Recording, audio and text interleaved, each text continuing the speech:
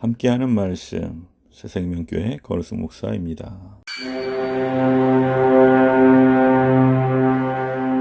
다윗이 마루턱을 조금 지나니 무비보셋의 종 시바가 안장 지은 두 나귀에 떡 200개와 건포도 100송이와 여름과일 100개와 포도주 한 가죽 부대를 싣고 다윗을 맞는지라.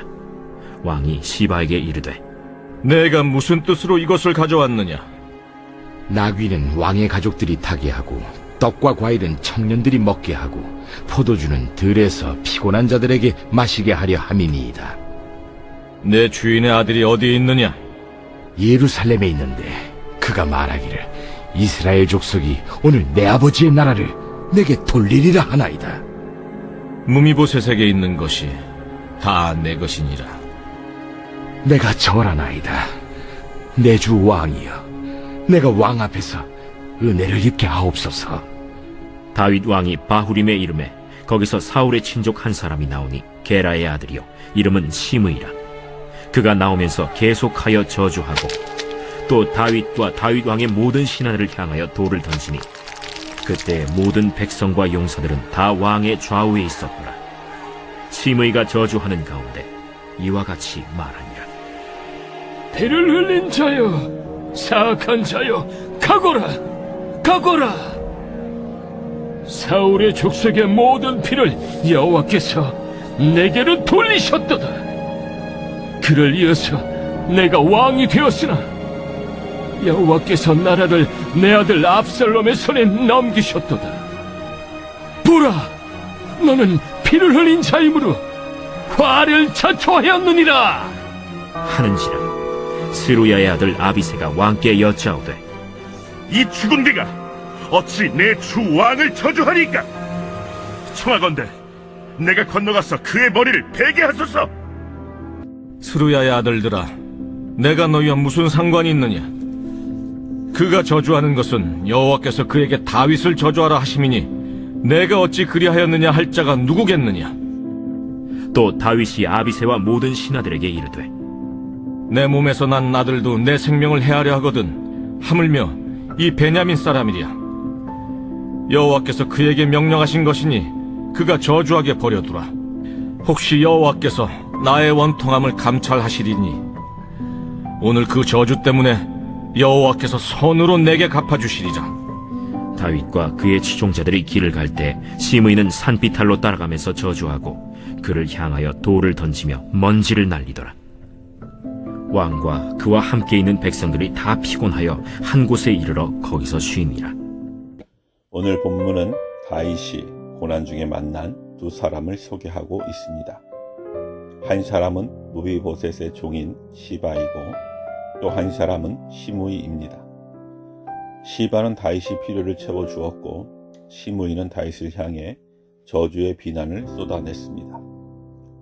두 사람이 고난에 처한 다윗에게 보여주는 상반된 태도를 통해 왜 우리가 의로운 자 편에 서야 하는지를 살펴보겠습니다.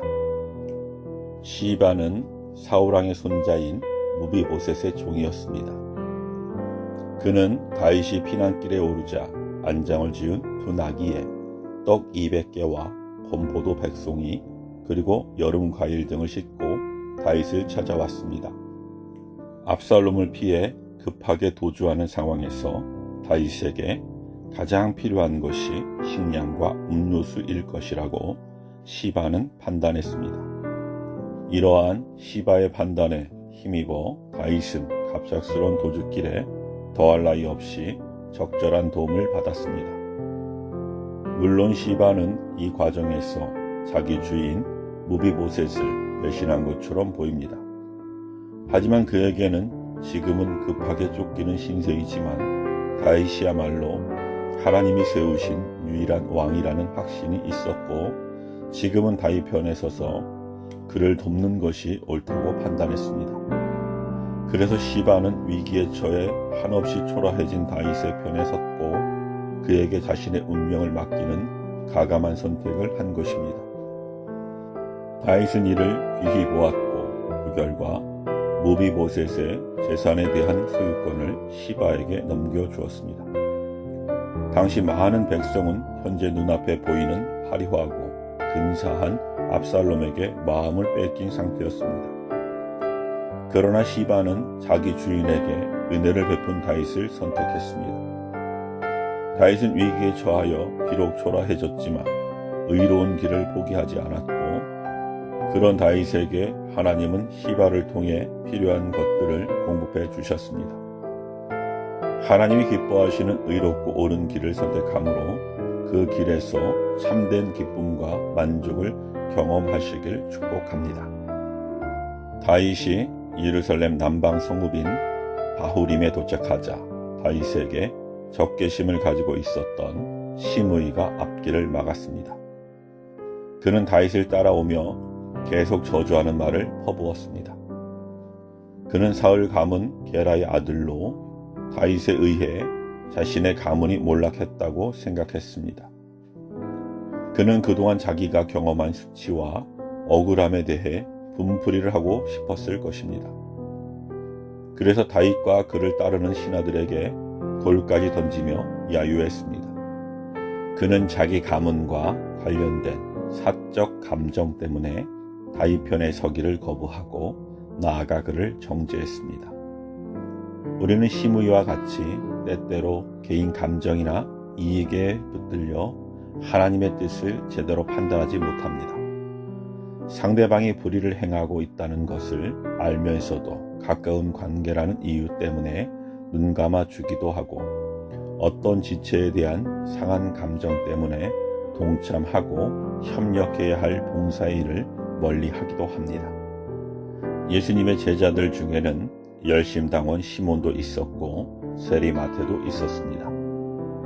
시몬은 오직 유대의 해방을 위해 싸우는 혁명당원으로서 로마를 위해 세금을 거두고 있는 세리마태를 원수같이 여길 수도 있었습니다. 하지만 예수 그리스도를 따르는 일을 위해 전혀 다른 성향의 두 사람이 협력하며 같은 길을 걸었습니다.